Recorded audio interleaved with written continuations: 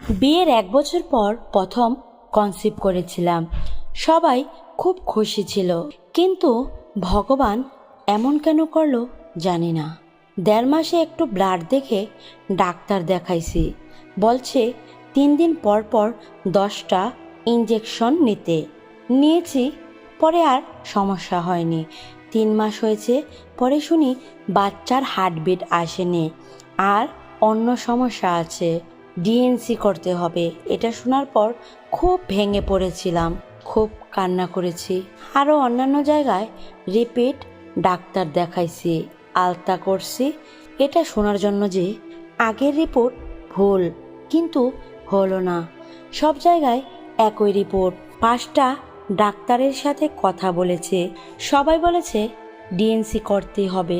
বারবার আলটা করছে, একই রিপোর্ট।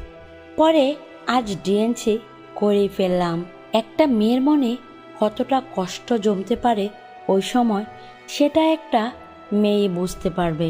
কয়দিন না যেতেই বাড়ির সবাই আমাকে দোষারোপ করছে, আমার জন্যই নাকি আমার বেবি হারাইছি। নিজেকে খুব ছোট মনে হয়। আমাকে এই সময় সান্ত্বনা দেওয়া তো দূরের কথা, আরও কথা শোনাচ্ছে।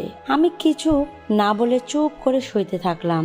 পাড়া প্রতিবেশীরা এমন করে কানাকানি করে যেন আমি তাদের ঘরে কিছু চুরি করেছি।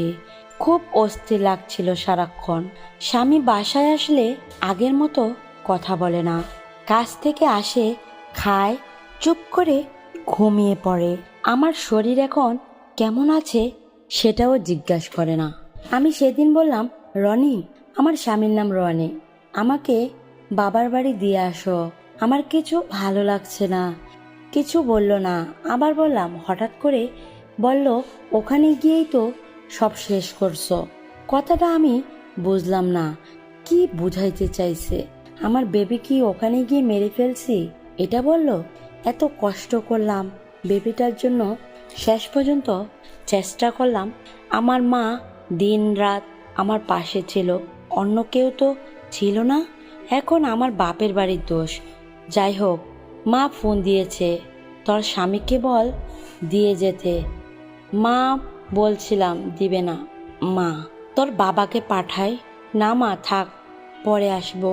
আমার স্বামীকে বাবা ফোন দিছিল, বাবা মেয়েটা অসুস্থ, নিয়ে যাই, কয়দিন থেকে চলে আসবে। স্বামী বলে ওঠে, একেবারে নিয়ে যান। বাবা কিছু বুঝতে পারিনি। কি বলছো বাবা? রনি ফোন কেটে দেয়। বাড়িতে এসে বলে, রেডি হও। আমি বললাম, রেডি হব? কোথায় যাব? বলে, তোমার বাপের বাড়ি। আমি ভাবছিলাম মনটা নরম হয়েছে, দিয়ে আসবে। সে বলে, সব জামা কাপড় নাও, আর আসবা না। আমি হতভম্ব হয়ে গেলাম, কি বলো এসব? একেবারে কই যাব তোমায় ছেড়ে? সে উল্টো পাল্টো কথা শোনালো। আমি ভাবলাম মাথা গরম, হয়তো কিছুদিন বাপের বাড়ি যাই, ঠান্ডা হলে আসবো।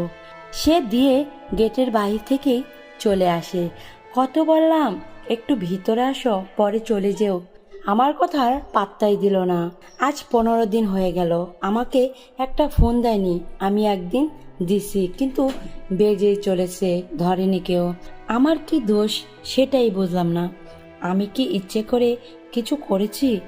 ভগবান আমার কপালে এটা ছিল, তাই হয়েছে। ভাগ্য থাকলে ভালো কিছু হবে। মেয়েদের অবহেলা করবেন না, মেয়েরা মায়ের জাতি। একটা মেয়ে বুঝে তার কি করলে ভালো হয়, সে কখনো ইচ্ছে করে ক্ষতি করবে না। তাই মেয়েদের ভালোবাসতে শিখুন। ধন্যবাদ। ভালো লাগলে পাশেই থাকবেন।